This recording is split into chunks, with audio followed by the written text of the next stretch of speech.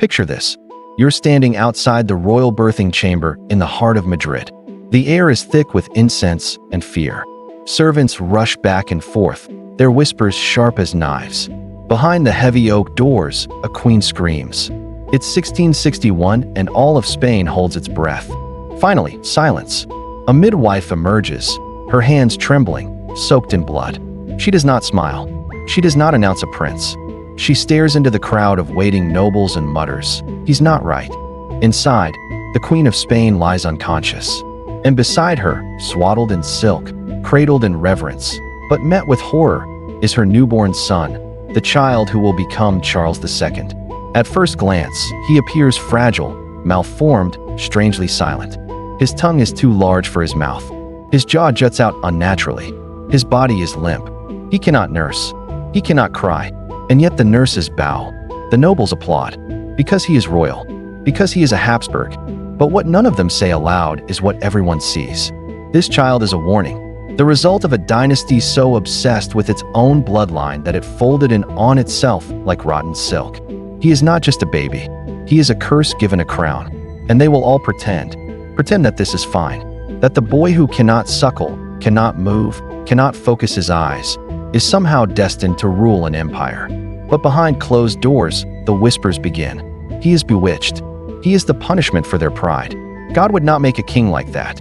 And yet he will be made king because this is Spain. And the House of Habsburg has spent centuries sealing its fate with kisses between cousins. This is the beginning of their reckoning.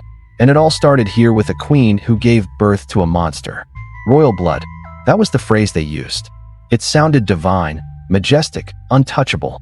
But what no one dared say aloud was that royal blood wasn't just sacred. It was poisoned, twisted upon itself. Generation after generation of cousins marrying cousins, uncles wedding their nieces. Bloodlines that looped in on themselves like a snake devouring its own tail. And at the very center of this genetic labyrinth stood the Habsburgs, Europe's most powerful family and perhaps its most biologically doomed. To understand how a single child could be born so catastrophically broken, we have to go back centuries. The Habsburg dynasty had one obsession above all else: purity. They didn't trust outsiders. They didn't trust commoners. They trusted only themselves. And so they married themselves again and again.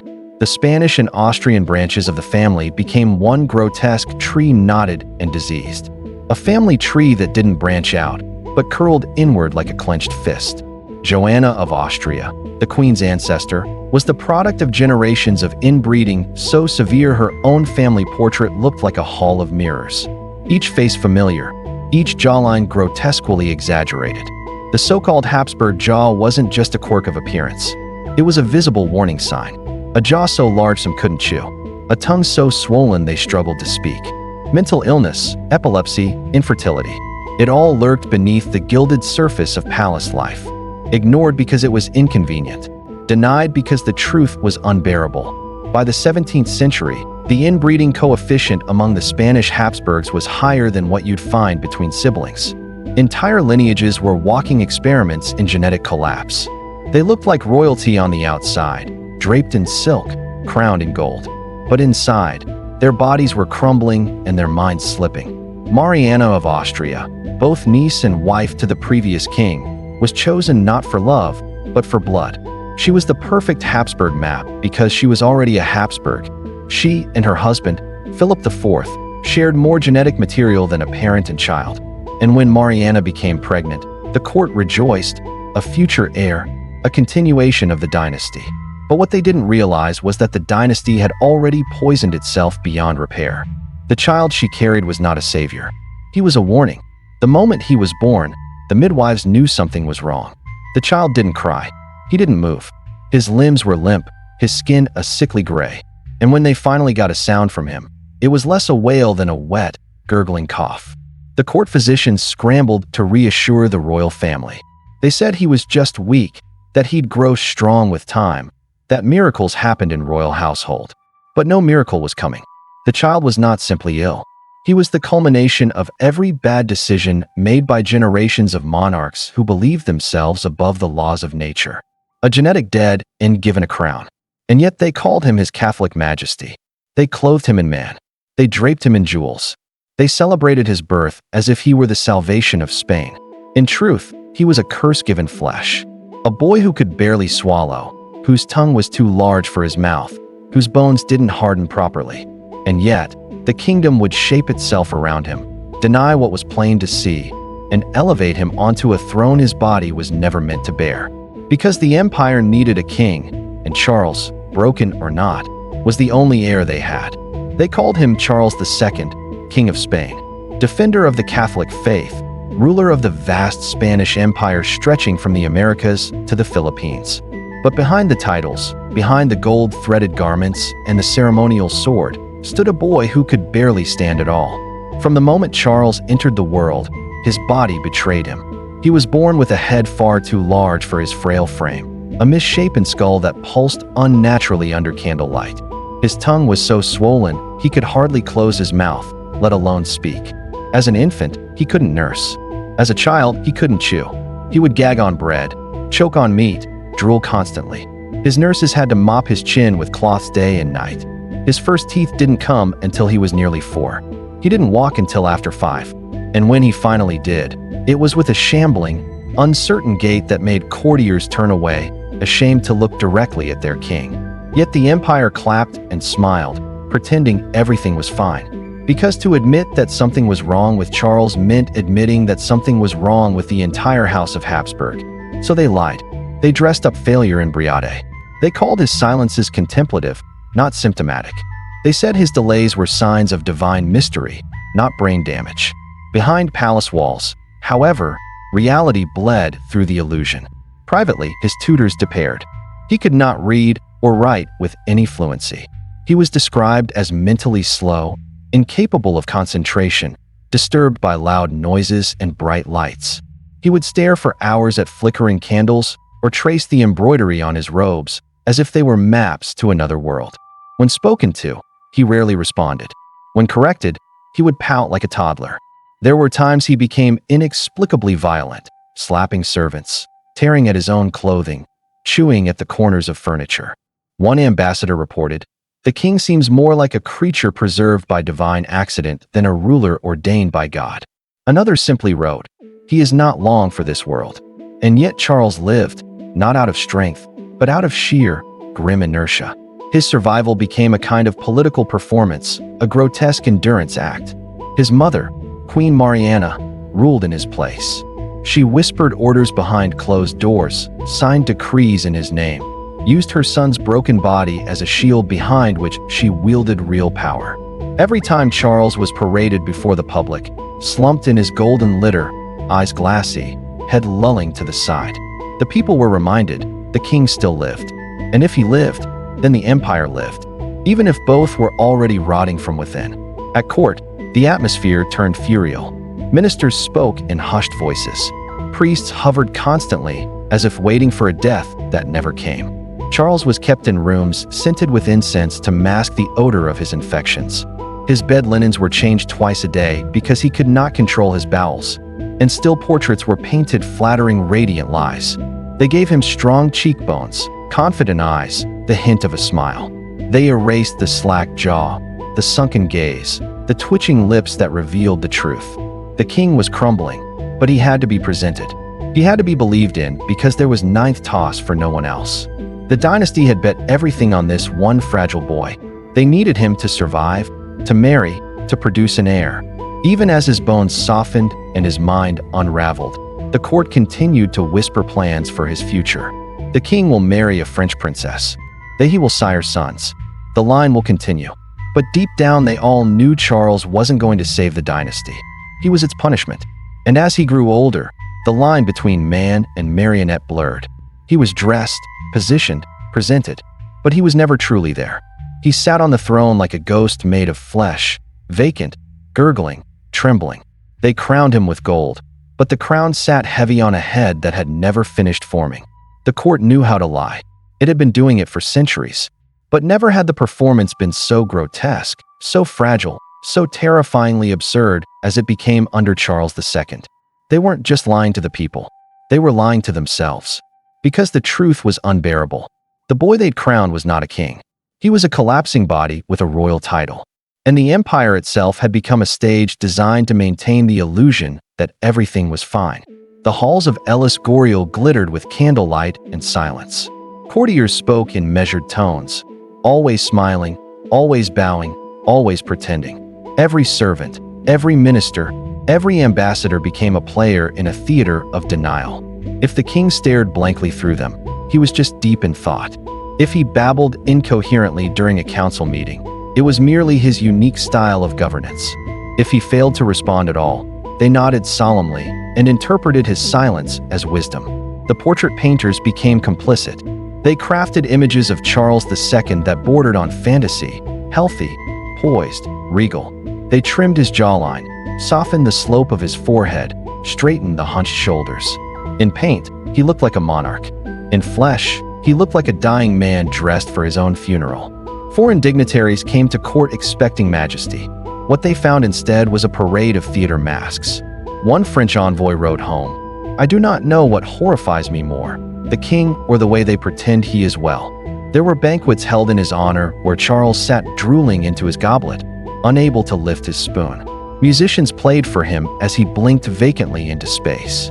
A court dwarf once slipped during a performance and accidentally said aloud what no one dared. "This is a kingdom ruled by a corpse." The man disappeared by morning. But it wasn't just the king who was disintegrating. It was the entire fabric of royal governance. Ministries fell into infighting. Nobles jockeyed for access to the regent queen who wielded power behind the veil of motherhood. Religious fanatics saw Charles as proof of divine punishment and began infiltrating court life. Priests whispered of exorcisms. Nobles traded rumors of curses. When crops failed or storms battered the coasts, the blame fell on the king's unnatural condition. Some believed he was bewitched. Others believed he was the witch. And all the while, Charles remained in the center of it, a silent sun in a dying solar system. His days were structured down to the minute, not out of duty, but out of fear. If he was left alone too long, he might harm himself.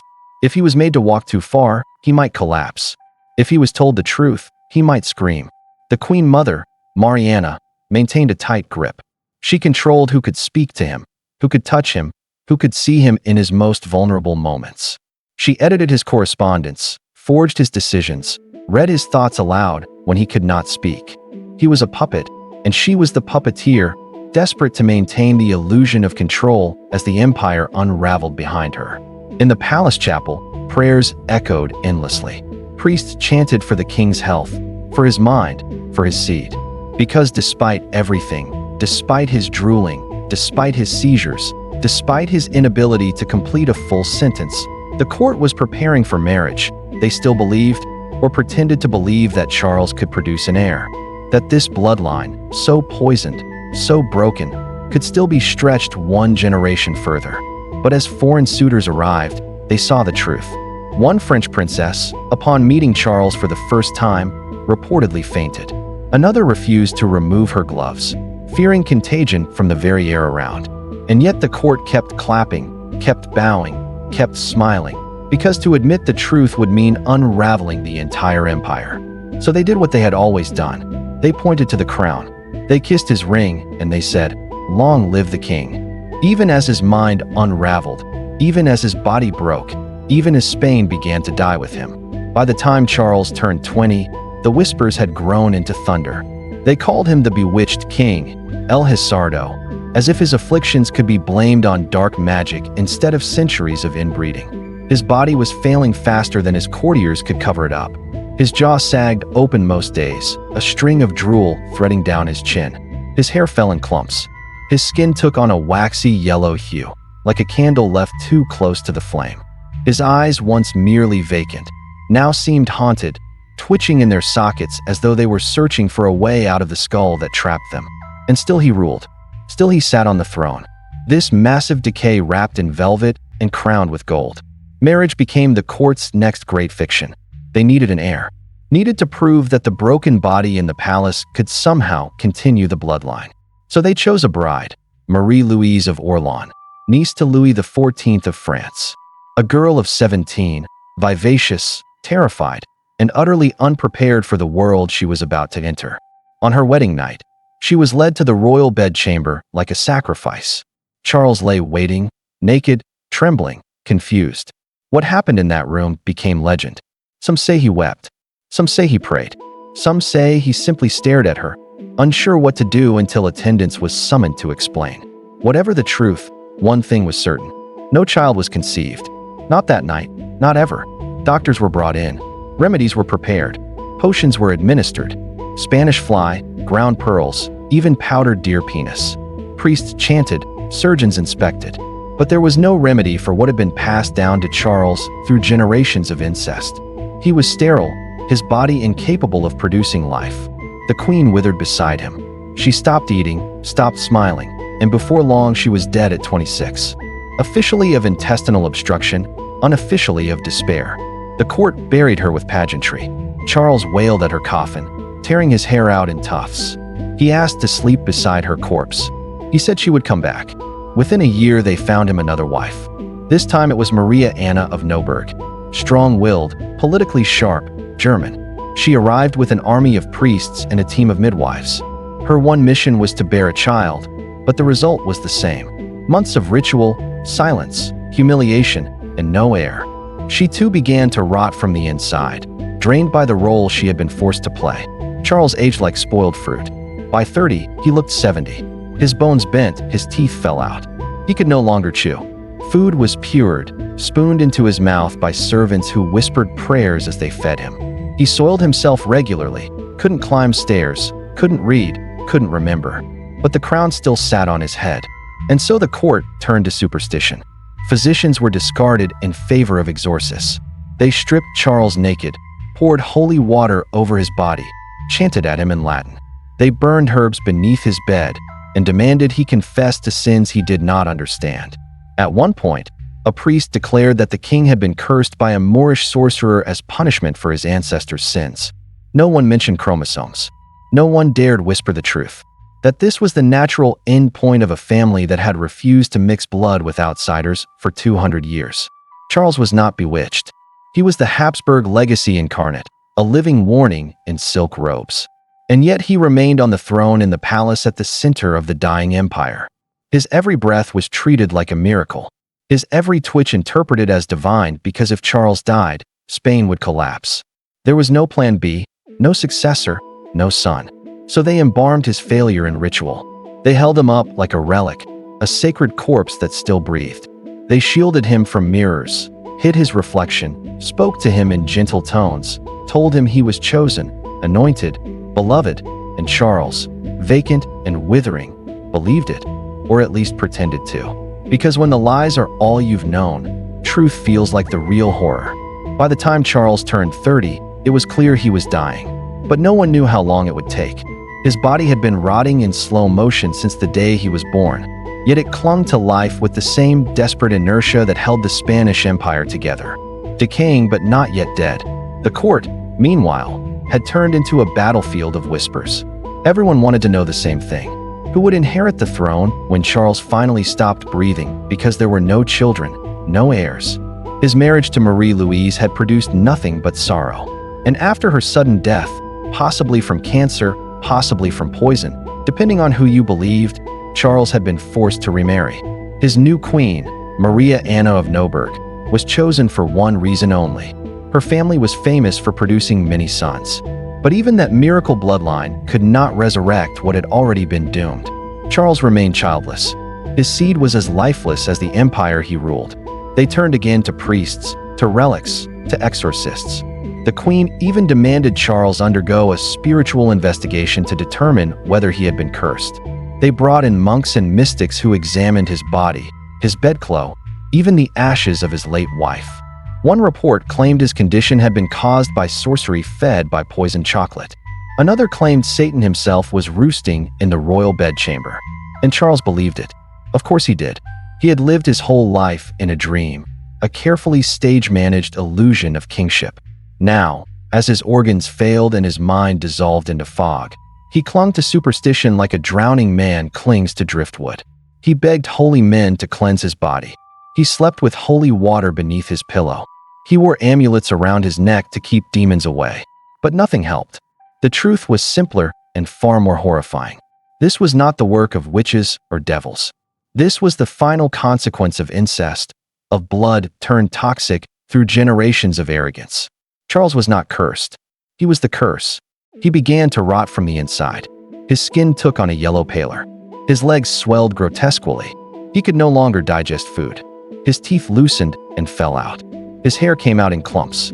When he defecated, it came black as tar, laced with blood. His eyes clouded with cataracts.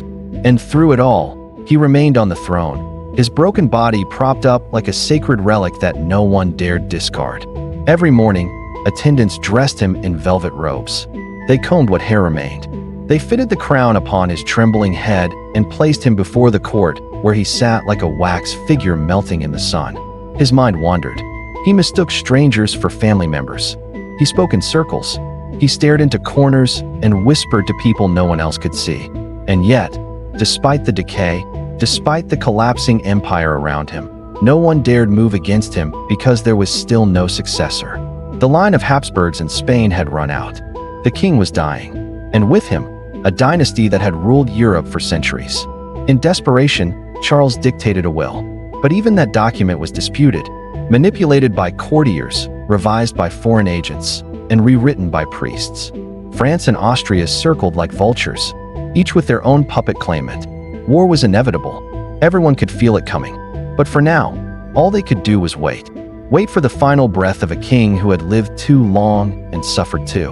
When he finally died in 1700, Charles was 38 years old. But his body was so destroyed that his autopsy shocked even the most jaded physicians. His heart was black. His lungs were filled with fluid. His intestines were gangrenous. His testicles, they reported, were atrophied and decayed. His body weighed barely 100 pounds, and his blood, his cursed royal blood, had turned thick as oil.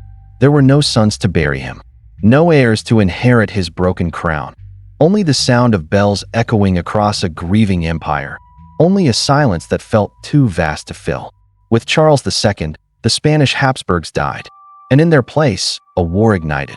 A war that would engulf Europe, redraw borders, and reshape the world. Because when kings forget they are mortal, empires pay the price. The last breath came in silence. Charles lay beneath heavy velvet sheets in the darkened royal chamber, surrounded by relics and incense, the air thick with candle smoke and whispered prayers. His eyes had stopped focusing days ago. His lips moved only to mutter nonsense, snatches of childhood, broken Latin, the names of bang-dead sisters. And still they clung to him. The courtiers, the priests, the queen, all watching a corpse that hadn't realized it was dead yet. The man they had crowned in hope now died in fear. Not of death itself. He had been dying since birth, but of what it meant to die as the final link in a chain forged over centuries. The end of a bloodline that had once ruled half the known world. His name was Charles, but he could have been called extinction. There was no glory in it, no royal last words, no candle-lit wisdom passed on to heirs. Only decay. The body collapsed inward. The skin turned waxing. The breath rasped and choked and stopped. And when it did, no one cried out. They simply bowed their heads as if they had rehearsed this moment for years. Because they had. The death was not just of a king, but of a symbol of emperor, of divine right, of the idea that power could be passed like a family heirloom, untouched by consequence. But Charles II had proven the lie of that illusion. He had been the mirror held up to monarchy, a reflection too grotesque to deny. And in his death, the lie crumbled. The bells of Madrid rang for hours. Across Spain, mourning was ordered by royal decree. But the people had little left to give. Famine had already stolen their strength. Taxes had stolen their futures. The death of the king was not a tragedy. It was a long-awaited exhale, an end to the waiting, an end to the illusion that things could go on as they were. Across Europe, embassies erupted. The French and Austrian dynasties, both with blood claims to the throne, mobilized armies before the body was even cold. Within weeks, Spain was no longer a sovereign empire. It was a chessboard, and Charles, just a pawn long fallen, finally swept from the table. The War of the Spanish Succession would last over a decade, killing hundreds of thousands, drawing in every major European power, and leaving the empire shattered. The Americas would rebel. The treasury would empty. The world would move on. But somewhere beneath the marble floors of Les Squirrel, in a tomb more elaborate than a man like Charles ever deserved, his bones still lie, blackened, crumbling, sealed in gold. He ruled for nearly 4 decades. Yet he left nothing. No heirs, no victories, no legacy, but caution. His life and his death remind us what happens when power becomes an inheritance rather than a responsibility. When bloodlines matter more than merit. When rulers believe themselves gods and forget that gods too in the end can bleed. Charles of Akin did not lose his empire. He was the loss. History remembers kings by their victories, their conquests, their golden statues and gilded tombs. But Charles II left behind no triumph, no monuments worth visiting, only a warning carved in bone. His reign wasn't marked by what he did, but by what he was. A man so consumed by the very bloodline that crowned him, he became its final echo. He was the end of a story that had gone on too long. A dynasty so obsessed with purity, it bred itself into extinction. And in Charles, that madness took shape. A body twisted by centuries of arrogance. A mind broken by generations of whispered entitlement. But he wasn't born evil. He wasn't a tyrant. He was the consequence. A living artifact of a system that believed power could be passed like jewelry regardless of the cost. He bore the weight of that mistake with every step, every seizure, every drooling ceremony in a palace that had become a mausoleum. What makes his story terrifying isn't just the grotesque decay of his body. It's how long the world kept pretending everything was fine. The silence, the complicity, the gold-trimmed theater that surrounded his suffering. Because no one wanted to admit that the system itself had failed. Charles II didn't destroy the empire. The empire destroyed itself and used him to do it. And that's the true horror. Not madness, not disease, but a machine that kept running long after it should have stopped, fueled by superstition, vanity, and blood. Until the last king of Spain's greatest dynasty sat drooling on a throne, while the world collapsed around him, and no one dared speak the truth. This wasn't just the death of a monarch. It was what happens when power devours itself.